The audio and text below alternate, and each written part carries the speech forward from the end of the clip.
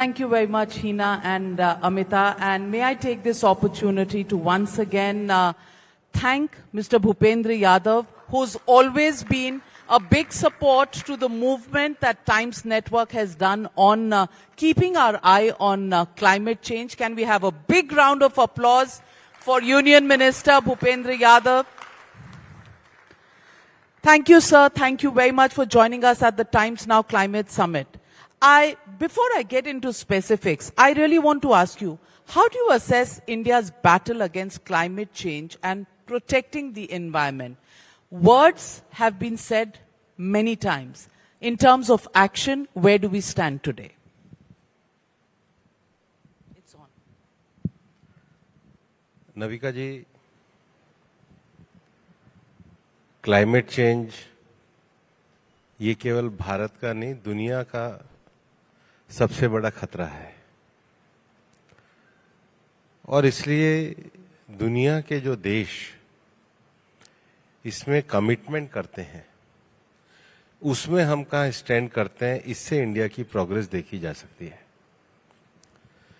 2015 में Paris agreement के बाद हमने जो अपने एनडीसीज पेश किए, उसमें हमारे 5 एनडीसीज क्वालिटेटिव थे और 3 क्वांटिटेटिव थे। जो 2 पहले एनडीसीज थे, रिन्यूएबल की क्षमता को प्राप्त करना और कार्बन एमिशन को कम करना, जो हमने टारगेट 2030 में पूरे करने के लिए दिए थे, वो प्रधानमंत्री नरेंद्र मोदी जी के नेतृत्व में हमने 2021 में ही प्राप्त कर लिए। ये हमारे कमिटमेंट को दर्शाते हैं। तीसरा जो हमारा टारगेट था, देश में ग्रीन एरिया को बढ़ाना, और उसका जो टारगेट हमने था, हम उसके भी नजदीक पहुंचे हैं। दूसरा विषय है कि क्लाइमेट के क्षेत्र में दुनिया के देशों के साथ मिलकर केवल सेमिनार और भाषण करना नहीं, बल्कि एक्शन ओरिएंटेड प्रोग्राम करना। जैसे हम अगर रिन्यूएबल की क्षमता बढ़ाने की बात करते हैं, तो भारत ने इंटरनेशनल सोलर अलायंस जैसे क्लाइमेट एक्शन प्रोग्राम को बनाया। एक समय होता था जब इनके हेडक्वार्टर्स दुनिया के जेनेवा से लेकर के और न्यूयॉर्क तक हुआ करते थे। भारत ने न केवल फ्रांस के साथ मिलकर के इंटरनेशनल सोलर अलायंस बनाया, इसका हेडक्वार्टर भी भारत में है, और आज दुनिया के 137 कंट्रीज इसके मेंबर हैं। बहुत बड़ी बात है। दूसरा, आपने जो अभी अपना वीडियो दिखाया, जो बाढ़ आ रही है, जो सूखा आ रहा है, इसके लिए क्लाइमेट के जो इम्पैक्ट वाले जो इंफ्रास्ट्रक्चर बनाना है, CDRI, coalition for disaster resilience infrastructure, उसको भी हमने बनाया और उसका भी इंटरनेशनल हेडक्वार्टर भारत में बनाया। तीसरा, जो industries, hard to abate industries हैं, एल्यूमिनियम इंडस्ट्री है, सीमेंट इंडस्ट्री है, ट्रांसपोर्ट इंडस्ट्री है, जहां ज्यादा कार्बन एमिशन होता है, इसका भी भारत ने स्वीडन के साथ मिलकर के लीडरशिप फॉर इंडस्ट्रियल ट्रांसफॉर्मेशन एक क्लाइमेट एक्शन प्रोग्राम बनाया, और उसको हम सक्सेसफुली चला रहे हैं। अभी हाल ही में जो सबसे महत्वपूर्ण दुनिया का चुनौती है, वो अपनी बायोडायवर्सिटी को बनाए रखने के लिए है। और हमारे टाइगर कंजर्वेशन के जो प्रोजेक्ट टाइगर के 50 ईयर हुए हैं, उसमें प्रधानमंत्री जी के नेतृत्व में हमने इंटरनेशनल बिग कैट अलायंस वो भी बनाया है, और 97 कंट्रीज में बिग कैट पाए जाते हैं। अभी लगभग 15 के करीब कंट्री और इंटरनेशनल ऑर्गेनाइजेशन इसके मेंबर भी बने हैं। तो पहला, हमने जो मल्टीलेटरल कमिटमेंट है उसको पूरा किया। दूसरा, हमने क्लाइमेट एक्शन ओरिएंटेड इंटरनेशनल जो विषय हैं वो करे। तीसरा, दुनिया में जब नेट जीरो की बात चली है, तो भारत ने भी 2070 के अपने नेट जीरो का पूरा विजन दुनिया के सामने रखा है, और इसको प्राप्त करने के लिए हम कितना आगे बढ़े हैं। हमने 2019 के बेस पे अपनी ग्रीन हाउस गैस की जो इन्वेंट्री है वो भी दुनिया के सामने रखी है। मैं देख रहा हूं आपको अगले प्रश्न की जल्दी है, मैं इसको भी जारी रख सकता हूं और अगले प्रश्न का भी जवाब दे सकता हूं। यादव जी, आपने कई बार ये कहा है कि India is part of the climate solution, not the problem. कहना क्या चाह रहे हैं? कहना यही चाहते हैं कि जो आज के समय में दुनिया में टेम्परेचर बढ़ने का सबसे बड़ा कारण ये है कि जो कार्बन एमिशन है, और जो हिस्टोरिकली एमिशन हुआ है वो तो दुनिया के विकसित देशों ने किया है, डेवलप्ड कंट्रीज ने किया है। उनको अपनी जिम्मेदारी को लेकर के आगे बढ़ना चाहिए, क्योंकि उसमें कंट्रीब्यूशन उनका है। उनकी जो लाइफ स्टाइल है उसमें पर कैपिटा कंजम्पशन सबसे ज्यादा है, जिसके कारण कार्बन एमिशन हो रहा है। और इसलिए उनको, जो डेवलपिंग कंट्रीज हैं, उनको क्लाइमेट फाइनेंस उपलब्ध कराना चाहिए और टेक्नोलॉजी का ट्रांसफर भी करना चाहिए। लेकिन उनके द्वारा ये अपना कमिटमेंट न करने के बाद भी भारत ने 140 करोड़ की जनसंख्या के बाद भी इकोलॉजी और इकोनॉमी दोनों को बैलेंस करने की अप्रोच का रास्ता बनाया है। अगर रिसोर्सेज नहीं भी प्राप्त हुए हैं तो हमने अपने डोमेस्टिक रिसोर्स में कैपेसिटी बिल्डिंग को बढ़ाया है। हमने मिटिगेशन के साथ साथ एडेप्टेशन प्रोग्राम में भी काफी ज्यादा तरक्की करी है, और उसके साथ ही साथ मिशन लाइफ और एक पेड़ मां के नाम जैसे मूवमेंट को चलाकर प्रधानमंत्री जी ने लोगों को इंडिविजुअल स्तर पर भी इसमें कंट्रीब्यूशन देने के लिए, आगे बढ़ने के लिए प्रोत्साहित किया है। और इसलिए मैं बड़े विश्वास के साथ हमेशा कहता हूं कि हम हमेशा सॉल्यूशन के पार्ट रहे हैं, प्रॉब्लम के नहीं। भूपेंद्र यादव जी, भारत में किसी भी पॉलिसी का सक्सेस इससे देखा जाता है कि आम आदमी पर इसका कितना असर है। एक बात चली थी कि एसी के टेम्परेचर्स कंट्रोल कर दिए जाएंगे, इससे ऊपर नहीं जाएंगे। इससे क्या फायदा होगा? फायदा होगा सब जानते हैं, लेकिन लागू कब होगा ये कौन से चुनाव में तय होगा? पहले ये बता दीजिए। हम दुनिया के जो कूलिंग प्लान हैं, जो दुनिया की कन्वेंशन है, उससे बंधे हुए हैं, और एक पूरा डिजाइन देश ने दिया है इंटरनेशनल कूलिंग प्लान के लिए। उसमें लेजिस्लेटिव अमेंडमेंट भी है, टेक्नोलॉजिकल चेंज भी है। मुझे लगता है कि ये 2050 के बाद ही ऐसी स्थिति आ सकती है, क्योंकि जब आप क्लाइमेट के लक्ष्यों को प्राप्त करने जाते हो तो आपको अपने देश की सरकमस्टांसेस के हिसाब से उन लक्ष्यों को देना होगा। इसको कहते हैं CBDR principle, common but differentiated responsibility. तो हमने दुनिया में जो अपने एनडीसीज दिए हैं, चाहे कार्बन एमिशन को कम करने के दिए हों, चाहे हमने अपने रिन्यूएबल की क्षमता को बढ़ाने के दिए, और कूलिंग प्लान में भी हमको एक्सेस टू एनर्जी और लाइफ स्टाइल ये भी लोगों को पहुंचानी होगी, और हम उस बैलेंस की अप्रोच पे चल रहे हैं। तो यानी कि एसी 22 डिग्री से नीचे नहीं हो सकता, ये सब 2050 में ही होगा? तुरंत तो ऐसा मुझे लगता नहीं है। इसके लिए धीरे धीरे क्षमताओं में वृद्धि की जाएगी। मैं एक और भी सवाल पूछना चाहती हूं कि पॉलिटिकल पार्टीज अपने मैनिफेस्टो में क्लाइमेट चेंज पर वादे कब करेगी? क्योंकि वादों की फहरिस्त लंबी होती है। कोई कहता है हम बसों में फ्री राइड देंगे, कोई कहता है कि हम दाल देंगे, चावल देंगे। क्लाइमेट चेंज पर जागरूकता लाने के लिए आपको लगता नहीं कि एक मास स्केल पर पॉलिटिकल पार्टीज का एक संवाद होना चाहिए जनता के साथ? वादे करने वाले दिल्ली से चले गए और इरादों पे काम करने वाले अब आपके सामने। तो ये इरादे कब होंगे? लगातार चल रहे हैं, मैं आपको उपलब्धियां बता ही रहा हूं। चलिए, अब आप जब राजनीति पे आ ही गए हैं तो मैं राजनीति पे पूछना चाहूंगी कि क्लाइमेट सब जगह चेंज हो रहा है, लेकिन राजनीति का क्लाइमेट नहीं चेंज हो रहा। राहुल गांधी अब भी महाराष्ट्र के चुनाव में अटके हुए हैं। आप महाराष्ट्र के प्रभारी कई बार रह चुके हैं, तो महाराष्ट्र के चुनाव में इलेक्शन कमीशन की गड़बड़ियों से अभी तक वो कन्विंस नहीं हो पाए हैं। क्या आपके पास इसका इलाज है? नहीं, इसका तो देखो,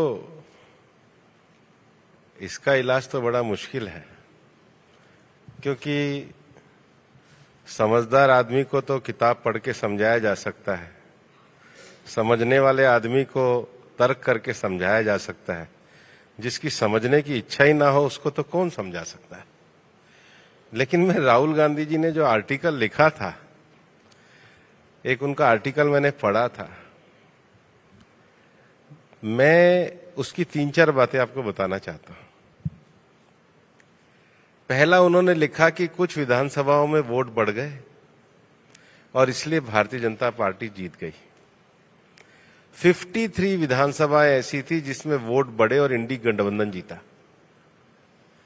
मुंबई की तो ऐसी सीट थी जिसमें वोट बढ़े 30,000 और इंडी गठबंधन जीता 40,000 से। और मैंने मेरे इंडियन एक्सप्रेस के आर्टिकल में उन सारी विधानसभाओं के नाम भी दिए हैं। वो 53 विधानसभाएं मैं आपके साथ शेयर करने को भी तैयार हूं। दूसरा, उनका एक तर्क था कि 5 बजे के बाद वोटिंग परसेंटेज बढ़ गया। ये औसत एवरेज लोकसभा में लगभग 8-8.5% था, महाराष्ट्र चुनाव में तो 7% ही था, तो वो भी ठीक नहीं है। तीसरा, उनका तर्क था कि कामठी एक ऐसी सीट है जिसमें बीजेपी के उम्मीदवार को 55% मिले। उस विधानसभा का रिकॉर्ड आप उठा के देखना, 2014 में भी इतने ही मिले थे। उस रिकॉर्ड, कोई सीट ऐसी होती है, 14 और 19 का रिकॉर्ड देखना। फिर उनका था कि इलेक्शन कमीशन जब चुना जाता है तो उसमें सदस्य में निष्पक्षता नहीं रखी जाती। आप तो लीडर ऑफ अपोजिशन है, आप खुद उस टीम में जो इलेक्शन कमीशन के मेंबर को चुनते हैं, तो आप ही भूल गए कि आप कौन है। तो आप उनकी जो तर्क देखोगे वो भी हास्यास्पद किस्म के तर्क है, तो अब कौन समझाए। लेकिन ऐसी मशीन आप निकालिए कोई क्लाइमेट की, जो समझदार को समझ आ जाए। लेकिन उनका कहना है कि जो कमिटी चूज करती है उसमें से आपने चीफ जस्टिस निकाल दिया और एक लीडर ऑफ ऑपोजिशन और एक प्रधानमंत्री, एक होम मिनिस्टर, तो यानी कि 2 वर्सेस 1 में। यूपीए के समय में तो ऐसा भी नहीं था, आडवाणी जी ने कहा था, उसके बाद भी संपत को चुना गया। ये जो ट्रांसपेरेंट मैकेनिज्म है ये तो हम ही लेकर के आए हैं। अब अगर अपनी क्षमता पे विश्वास नहीं है तो उसमें आप और मैं क्या कर सकते हैं। ये क्षमता की बात है या नंबर की बात है? अगर आपकी सरकार मानिए नहीं होती, कोई और विपक्षी पार्टी की सरकार होती है, तो 2 नुमाइंदे उनके होंगे, एक आपका होगा अगर आप लीडर ऑफ ऑपोजिशन हो। ये तो लोकतंत्र में संसद में हमारे नंबर ज्यादा है तो हम उनको दे दें, ऐसे थोड़ी होता है। ये तो सरकार चलाने में ओपिनियन ली जाती है, राय ली जाती है, एक पैनल है, पैनल पे आपको राइट ऑफ करने का, अपने विषय लिखने का, अपने विचार लिखने का अधिकार है। आपकी ओपिनियन ले लिए बिना तो काम होता ही नहीं है। ये तो भारतीय जनता पार्टी की सरकार और मोदी जी के नेतृत्व में ये पैनल बना, नहीं तो यूपीए ने तो कभी बनाया ही नहीं। नहीं तो और आप अभी कह तो रहे हैं कि आजादी के फैसला आप लेंगे, वो ओपिनियन देंगे, वो जर्नलिस्ट हैं या लीडर ऑफ ऑपोजिशन? तो लीडर ऑफ अपोजिशन की तो ओपिनियन लेंगे, आपकी तो नहीं ले रहे, आपको तो मेंबर नहीं बनाया। आप काम है, लिखने का काम आपका है, ओपिनियन देने का काम लीडर ऑफ अपोजिशन का, डिसीजन लेने का काम सरकार का है। सबके दायरे बटे हुए हैं। लोकतंत्र तो इसी प्रकार से चलता है। तो अब इलेक्शन कमीशन ने एक नई कवायद शुरू की है। अब बिहार से लेकर बंगाल तक हो हल्ला शुरू हो गया है। बिहार में आरजेडी कहती है कि ये जो रिवीजन ऑफ इलेक्टोरल रोल्स है ये एनआरसी फ्रॉम द बैकडोर है। इस पर क्या जवाब देंगे? बिल्कुल गलत है। और देखिए, मैं आपको एक चीज कहता हूं,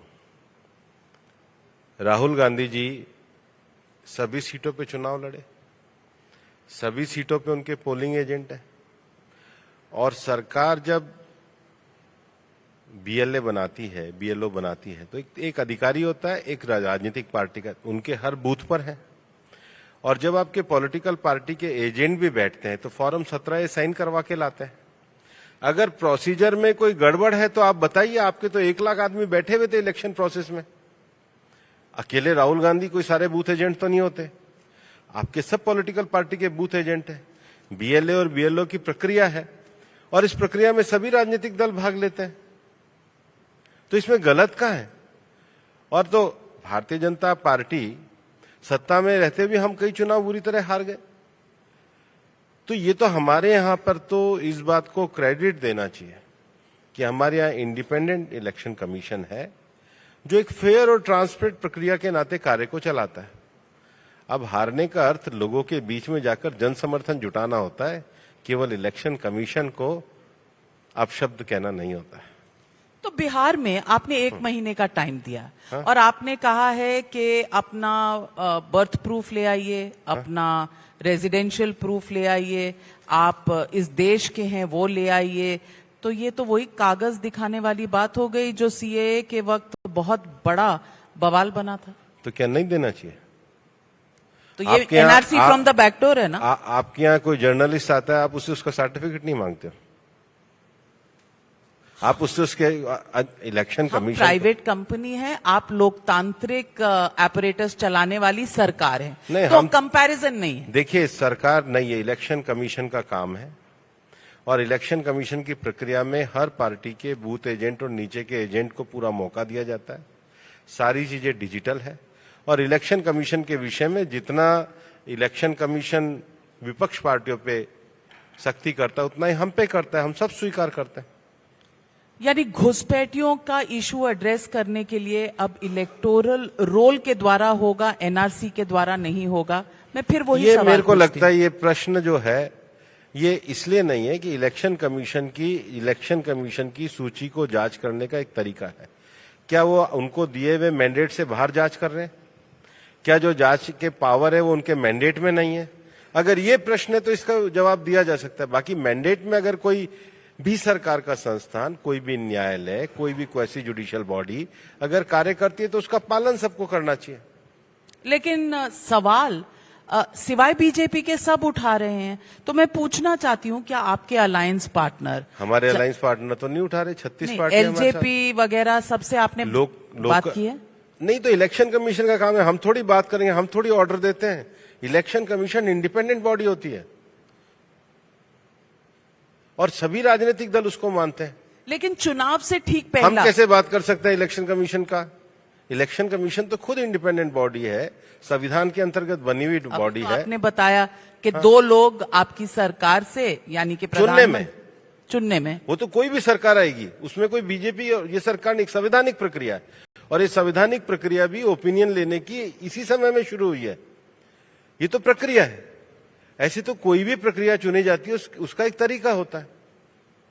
तो प्रक्रिया जो निर्धारित होगी वो वोटिंग से नहीं होती है देश में, वो संविधान के द्वारा, न्यायपालिका हो चाहे कोई हो, संसद के द्वारा बनाए हुए कानूनों का पालन करने के लिए होती है। अगर कानून असंवैधानिक होता है तो न्यायालय उसे रिजेक्ट कर देता है और कानून संवैधानिक होता है तो उसका पालन करने का सबकी जिम्मेदारी होती है।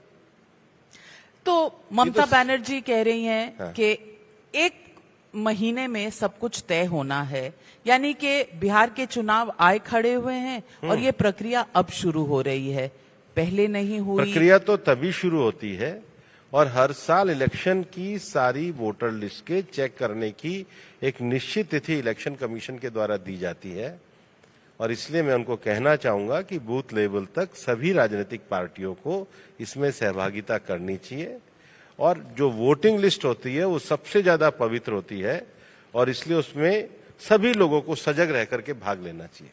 क्या कारण ये नहीं है कि पहले बिहार के चुनाव हैं, उसके बाद बंगाल के चुनाव हैं 2026 में, 2027 में यूपी के हैं, तमिलनाडु के चुनाव भी 2026 में है, तो यानी कि कुछ ऐसे राज्य हैं जिन पर बीजेपी की नजर है, चाहे वो बंगाल हो चाहे वो तमिलनाडु हो। ये कोई पॉलिटिकल एजेंडा है जो इलेक्शन कमीशन के द्वारा पूरा हो रहा है? हमारी नजर होने से क्या कोई 3 साल में चुनाव हो जाएंगे या 7 साल में हो जाएंगे? ये तो 5 साल की प्रक्रिया है। संविधान के अंतर्गत जो प्रक्रिया उसके अंतर्गत कार्य होता है, इसमें अस्वाभाविक क्या है? जो भी विधानसभा अपना टर्म पूरा करती है उसका मैंडेट होता है, चुनाव होता है, प्रक्रिया है, मतदाता सूची में संशोधन की एक प्रक्रिया है, रिप्रेजेंटेशन ऑफ पीपल एक्ट के अंतर्गत पावर दी जाती है, उसी के अंतर्गत ये कार्यवाही की जाती है और इस प्रक्रिया का सभी को पालन करना चाहिए। हम भी इसका पालन करते हैं। मैं आपकी पार्टी की बात कर रही हूँ, आपकी पार्टी की किसी भी विपक्षी दल से कोई अच्छी रिलेशनशिप नहीं है, दोस्ती नहीं है? हमारी तो सभी से, हम तो देश में सर्वानुमति के विषय को लेकर के चलते हैं और हमारी पार्टी में पहली बार हुआ है कि आतंकवाद के विषय पे सभी दलों के सांसदों ने कितनी अच्छे तरीके से जाके विदेश में बात रखी है। ये इस बात को दर्शाती है कि राष्ट्रहित में हम सब दलों की सर्वानुमति को लेकर के चलते हैं। लेकिन विपक्षी दलों का कहना है कि जो मेंबर ऑफ पार्लियामेंट और जो रिप्रेजेंटेटिव्स आपने चुने उसमें पार्टी से नहीं पूछा, जो पार्टी के साथ जिनकी थोड़ी अनबन थी जैसे शशि थरूर, उनको आपने बड़ी अच्छी तरह से उठाया, भेजा और एक तरह से पार्टी की अंतरकला को बढ़ावा दिया। मेरा मानना है ऐसी छोटी बातों को नहीं सोचना चाहिए। राष्ट्रहित सबसे ऊपर होता है और राष्ट्रहित में सभी सांसदों ने जाकर बहुत अच्छा कार्य किया। लेकिन अगर पूछ लेते तो कुछ बुरा होता। सारी प्रक्रिया होती है, संसदीय पार्टियां बनती हैं या जैसी वो पार्लियामेंट्री स्टैंडिंग कमेटी बनी है उसमें सब लोग आते हैं तो पार्लियामेंट अफेयर मिनिस्टर सबसे बात करते हैं और हर बार संसद के सत्र के पहले भी सर्वदलीय बैठक होती है और सबकी सहमति से ही संसद चलती है। ये हमारी संसदीय परंपराएं हैं और इनका पूरा पालन किया जाता है। लेकिन ये जो आपने 7 डेलीगेशन भेजे थे ये संसदीय परंपरा के तहत तो नहीं भेजे थे। इसको बढ़ाने का बात है, परंपरा निर्मित भी की जाती है, परंपराएं तो आगे भी बातचीत करने में दिक्कत क्या? बातचीत सबसे हुई है। Not for choice of representatives. Party के संसदीय मंत्री सभी लोगों से बात करते हैं। भूपेंद्र यादव जी, अब एक और नई कंट्रोवर्सी आ गई है। आरएसएस के जनरल सेक्रेटरी दत्तात्रेय होसबोले ने कहा है कि हमारे देश का जो संविधान है, जो कॉन्स्टिट्यूशन है, उसके प्रियम्बल में कुछ शब्द थे जो इमरजेंसी में 42nd अमेंडमेंट द्वारा लाए गए थे। ये शब्द चाहे वो सोशलिस्ट हो चाहे सेक्युलर हो, ये शब्द अब इन पर विचार होना चाहिए कि ये रहने चाहिए या हटाए जाने चाहिए। आपको लगता है इस पर विचार जरूरी है? नहीं, ये उन्होंने विषय रखा है 42nd अमेंडमेंट को, इमरजेंसी के प्रोविजन को लेकर बार बार इस देश में विषय उठे हैं और ये विचार अगर रखा है तो ये उनके विचार हैं और 42nd अमेंडमेंट पे बहुत लोग लिखते हैं। 42nd अमेंडमेंट की पृष्ठभूमि पे भी लिखते हैं। अभी 2 दिन पहले इंडियन एक्सप्रेस में हमने आर्टिकल भी लिखा है, उसमें जो इमरजेंसी के ऊपर लेकर के किताबें लिखी गई हैं, चाहे कुम्मी कपूर जी के द्वारा लिखी गई हो चाहे श्रीनिवास के द्वारा लिखी गई हो, उसमें लगातार ये भी सामने आता है कि 42nd अमेंडमेंट को करने के पीछे जो एक बड़ी मंशा थी वो देश के संविधान के मूलभूत ढांचे में परिवर्तन की भी थी। और ये जो संविधान के मूलभूत ढांचे में परिवर्तन ना हो, सुप्रीम कोर्ट को उन्हीं के समय में कहना पड़ा जब कांग्रेस का शासनकाल था। और उस समय के अगर जस्टिस गजेंद्र गढ़कर जो लॉ कमीशन के चेयरमैन थे, उनके भी विषय को मैंने अपने आर्टिकल में कोट किया है। लेकिन हमारा ये मानना है कि जो मूल संविधान बना है, जो बाबा साहब अम्बेडकर ने हमको दिया है, और उसका जो बेसिक जो फंडामेंटल जो उसका है, चाहे हमारा गणतंत्र हो, हमारा लोकतंत्र हो, हमारा संघीय ढांचा हो, हमारे निष्पक्ष चुनाव आयोग हो, हमारा स्वायत्त जुडिशरी का सिस्टम हो, हमारी पार्लियामेंट्री डेमोक्रेसी हो, ये सबका तो पालन सब राजनीतिक दलों को करना चाहिए। 42nd अमेंडमेंट में बेसिक प्रायम्बल को जो अमेंड किया, उस पे कई विद्वान लोग अपने अपने विचार रखते हैं। तो लोकतंत्र में विचार तो उठते ही हैं और विचार। आपका क्या विचार है? सेक्युलर शब्द रहना चाहिए या हट जाना चाहिए, हिंदू राष्ट्र आ जाना चाहिए? नहीं, हिंदू राष्ट्र आ जाना चाहिए ऐसा तो कोई किसी ने कहा नहीं है और ऐसा मैं भी आपको नहीं कह रहा हूं। और इस देश में तो बहुलतावादी पंथ निरपेक्ष स्वरूप इस देश का रहा है और इस देश में सभी धार्मिक पूजा पद्धतियों को मानने का एक अधिकार रहा है। ये हमारी परंपरा और संस्कृति में है। ये तो स्वाभाविक रूप से भारत के इथोस के अंदर है। तो सेक्युलर शब्द रहना चाहिए या हटना चाहिए? वो तो शब्द है, अब मेरे जो शब्द है उस संविधान को तो सब स्वीकार कर रहे हैं, लेकिन मैं कोई भारत की जो हमारी परंपरा है, भारत में जो सभी विचारों को मानने की परंपरा है, उसमें तो हम सब लोग जीते हैं। पर आरएसएस आपकी बीजेपी की पेरेंट ऑर्गेनाइजेशन है। अगर उन्होंने ये डिबेट शुरू करने की बात कही है कि सेक्युलर शब्द पर विचार होना चाहिए, तो इसका मायने क्या है? अभी तो ये विषय आप रख रहे हो, लेकिन जो संवैधानिक विषय है उसको तो सभी लोग स्वीकार करते हैं। आपकी अपनी पार्टी का जो संविधान है और जब आप अपनी पार्टी में किसी को लेते हैं तो उसे एक प्रण लेना पड़ता है और उसमें भी पॉजिटिव सेक्युलरिज्म का एक शब्द है क्योंकि प्लेज जो है वो कहती है I believe in integral humanism which is the basic philosophy of the Bharatiya Janata party I am committed to nationalism national integration democracy Gandhian approach to socio economic issues leading to establishment of an egalitarian society free from exploitation positive secularism and value based politics. तो positive secularism जब है तो ये debate शुरू ही क्यों हुई कि शब्द सेक्युलरिज्म रहना चाहिए या नहीं? हम तो कह ही रहे हैं सबका साथ सबका विकास। कहना और संविधान में रखना, आप लॉयर हैं, आप जानते हैं दो अलग संविधान चीजें में होती जो हैं। है वो तो अभी संविधान के अंतर्गत ही है और संविधान को हम स्वीकार ही करते हैं। मैं आपसे ये भी पूछना चाहती हूं कि कई इस तरह के सुप्रीम कोर्ट के जजमेंट्स भी हैं। पुनर्विचार की ये जो बात है ये आती कहां से, इसका बेसिस क्या है? कौन सा जजमेंट है?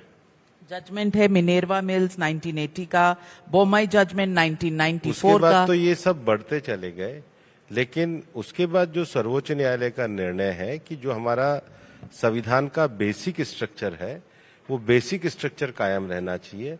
लोकतंत्र है, गणतंत्र है, संसदीय शासन प्रणाली है, निष्पक्ष चुनाव आयोग है, फेडरल स्ट्रक्चर है और बेसिक स्ट्रक्चर की थ्योरी में तो सब विश्वास करते हैं। उसी को लेकर के हम भारत में संविधान के आधार पर शासन को चलाते हैं और संविधान ही भारत के शासन की मूल आत्मा है। भूपेंद्र यादव जी, मैं आपसे ये भी पूछना चाहती हूं कि इस वक्त विश्व में अशांति सी है, चाहे वो ईरान इजराइल की है, सीज फायर आजकल एक बहुत पॉपुलर वर्ड है, तो वहां सीज फायर चल रहा है। यहां भारत पाकिस्तान का भी एक सीज फायर है जो बहुत डिबेट और डिस्कशन का मुद्दा है। कांग्रेस पार्टी कहती है नरेंद्र सरेंडर, प्रधानमंत्री ने सरेंडर किया है और सरेंडर किया है यूएस प्रेसिडेंट डोनाल्ड ट्रंप को, जिन्होंने ये सीज फायर करवाया और भारत डर गया।